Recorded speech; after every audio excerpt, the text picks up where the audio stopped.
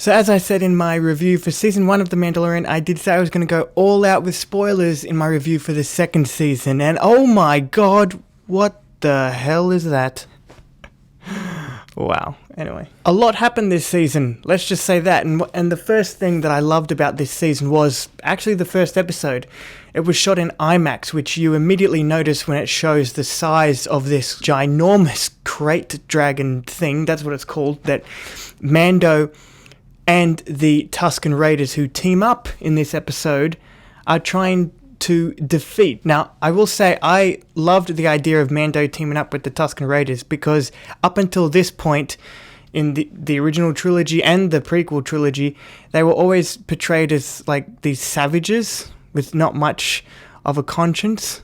And this show started, and then the Book of Boba Fett continued the idea that no, they're actually a people, they're a race of people. You know, humans didn't start there, the Tusken Raiders did. It's their planet, and I like that idea.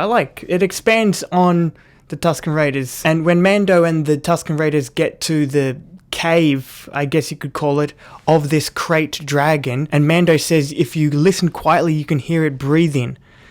It's fucking chilling, man. This episode also introduces one of my immediate favorite characters in all of Star Wars, Cobb Vanth. He doesn't get much to do in this season. He's only in it for this episode, and I was kind of expecting them to bring him back at some point, but they never did.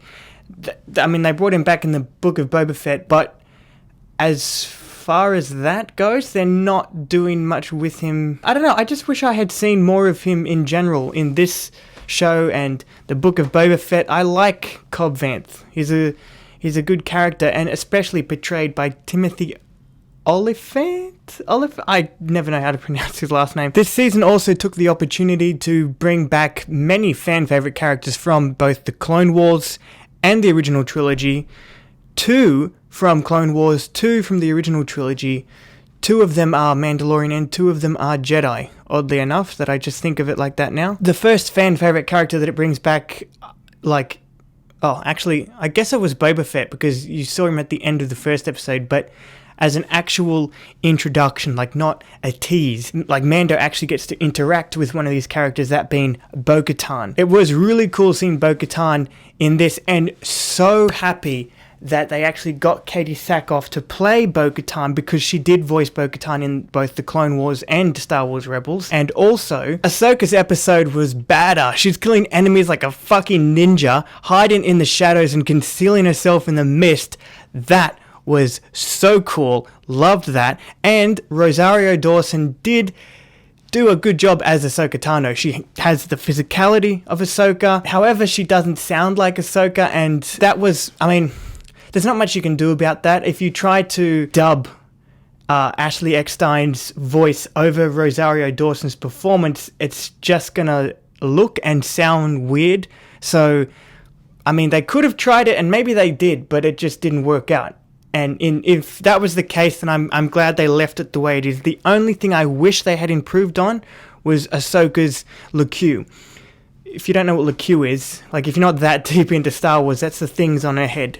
Essentially her hair. And it's not a headpiece that she just puts on, it's a part of her body. I was a bit disappointed, and this is such a small nitpick, but I was disappointed in the fact that her LeCue was small. It's like we went back to Clone Wars when her LeCue was actually smaller, and in Star Wars Rebels it was bigger and longer. And this, The Mandalorian, obviously takes place way after Star Wars Rebels, so chronologically it should be longer, it should be bigger. So I don't know, because I'm such a huge Star Wars fan, I don't know everything clearly, but even though I am such a Star Wars fan, I was a little disappointed in that tiny little thing. I hope they improve on that for her own show. Tamara Morrison was a complete badass in this season, and it's weird that I don't find it weird that he is Boba Fett. I look at him and I'm like, yeah, no doubt, that's Boba Fett for sure. And then I just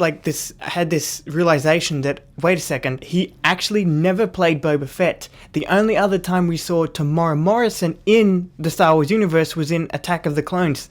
That's it. But I guess my brain is so ingrained into Star Wars, like I I'm so into it that I'm like, yeah, that's Boba Fett for sure, no doubt. And Tamora Morrison did do a good job, which is also a big part of it. And I love how he's just demolishing fucking stormtroopers.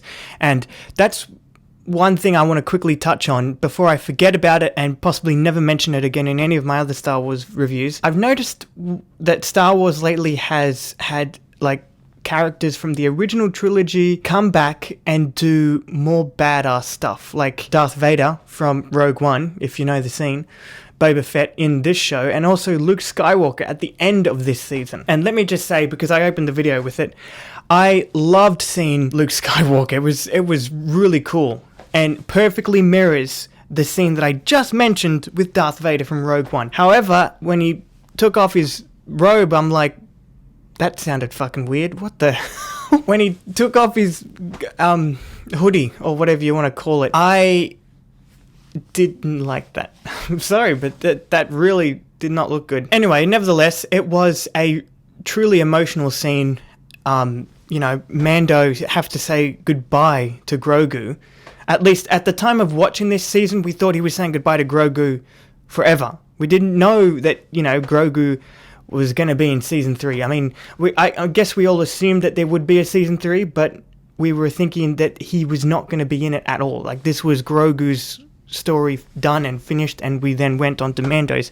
I'm happy that they're bringing Grogu back. You know what? There's so much that I'm not even mentioning about this season. Can I just say, I freaking love The Mandalorian. And one of my all-time favorite episodes of this season, like, I loved Ahsoka's episode, I loved seeing Boba Fett come back, I loved all of that stuff, but one of my personal favorite episodes of this entire season, probably the whole show actually, is the episode that brings back Mayfeld, played by Bill Burr. Now, I'm just going to say this. I'm a huge Bill Burr fan. I listen to his podcast. I watch, as soon as there's a new Bill Burr special up on Netflix, I am there. I am fucking watching that shit. So, of course, I was excited to see Bill Burr come back. And they didn't mention that before the season came out. So, when I was sitting down watching the season, surprisingly, I was surprised to see him come back. And he has this great scene sitting at a table across from one of his previous commanders.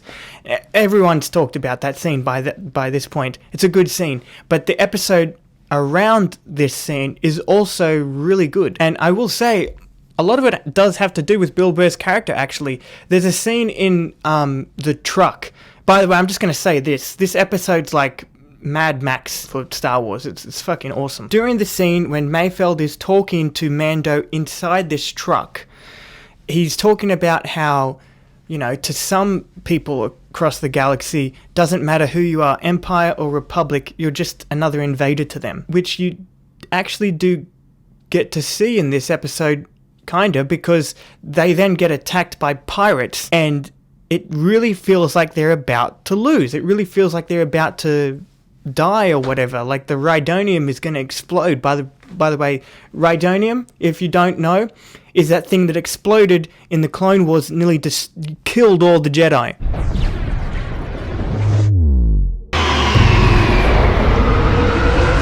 Yeah, that is Rhydonium. Can you imagine that blowing up with Mando and Mayfeld in the truck? Anyway, then 2 TIE fighters come and save them, and you actually are happy. Like, Bill Burr or Mayfeld even says, "Never thought you'd be happy to see stormtroopers." And I'm just sitting there scratching my head like, yeah, actually, that was a cool moment, seeing the Empire save them, which is weird. It kind of turned the tables on the idea that, the Empire is evil and the Republic are good. It turned everything that, for a brief moment in this episode, turned everything we know of Star Wars on its head, and I really like that. And then we get to the scene that everyone loves, where Mayfeld just starts killing everyone. Really good episode. I really like that one. Also because I'm a huge Bill Burr fan. Anyway, that is my review for Season 2 of The Mandalorian. I hope you enjoyed this video. Please do go down, like, and subscribe. And I will see you in my next Star Wars review.